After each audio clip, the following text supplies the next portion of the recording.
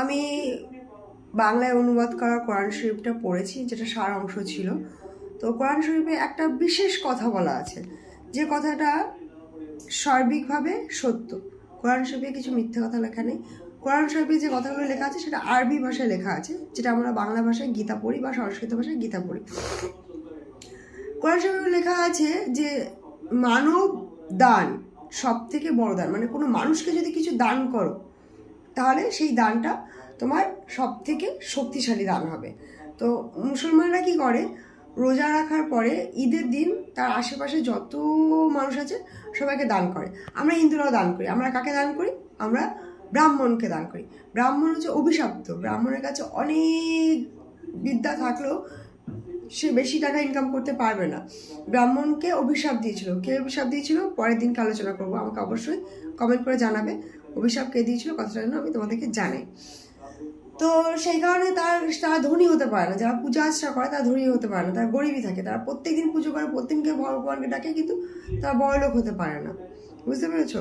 তো অভিশপ্ত, সেই কারণে সে বলেছিল যে তোমরা আমাকে দান করো। ও দান চেয়েছিল, সেই কারণে ব্রাহ্মণরা অভিশপ্ত। ব্রাহ্মণের মধ্যে ঘরদোর ভালো থাকে না। যে ব্রাহ্মণ দান নেয় না সেই ব্রাহ্মণ বড়লোক হয়। ঠিক আছে, এটা হচ্ছে তার তোড়। এটা বুঝতে লোকের সমস্যা হয়েছে। তো কোরআন শরীফে বলা আছে আল্লাহ একজন এবং মহান। আল্লাহর অবস্থান হচ্ছে আমাদের মনে, এখানে হৃদযন্ত্রে। হৃদযন্ত্র থেমে যাওয়া মানে আল্লাহ থেমে যাওয়া। তুমি এতটাই ফকির, তুমি এতটাই ভিখারি যে তোমার নিজের শ্বাসটা পর্যন্ত তোমার নিজের না, সেটাও আল্লাহ দিয়েছে, আমাদের মহাবাদের দিয়েছে।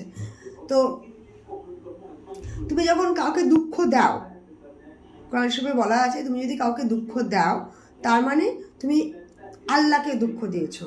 কারণ আল্লাহ একজন, আমরা সবাই আল্লাহর বান্দা। আমরা আল্লাহর বান্দা মানে আমরা আল্লাহর হাত পা নখ চুল দাঁত সব কিছু জুড়ে আমরা, যেটা আমাদের হিন্দু ধর্মে বিভিন্ন মূর্তির আকার দিয়ে বোঝানো হয়েছে। বিভিন্ন মূর্তির আকার দিয়ে কালী ঠাকুর জীব বের করেছে, মানে একটু জীবের মধ্যে কালী ঠাকুরের অবস্থান আছে, মানে আমাদের সর্ব অঙ্গ ভগবানের দান।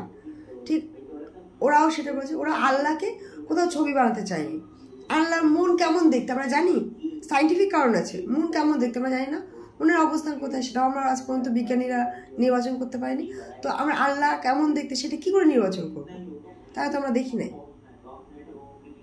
তুমি কি না কি আঁকবা, তাতে তো তার সমস্যা হবে, তার সমস্যা হবে মানে তোমার সমস্যা হবে। তো এই কারণে আল্লাহর কোনো প্রতীকী নেই, শুধু নামটা আছে, নামই যথেষ্ট। তেরে নাম हमने किया है जीवन अपना लाखों जन्म।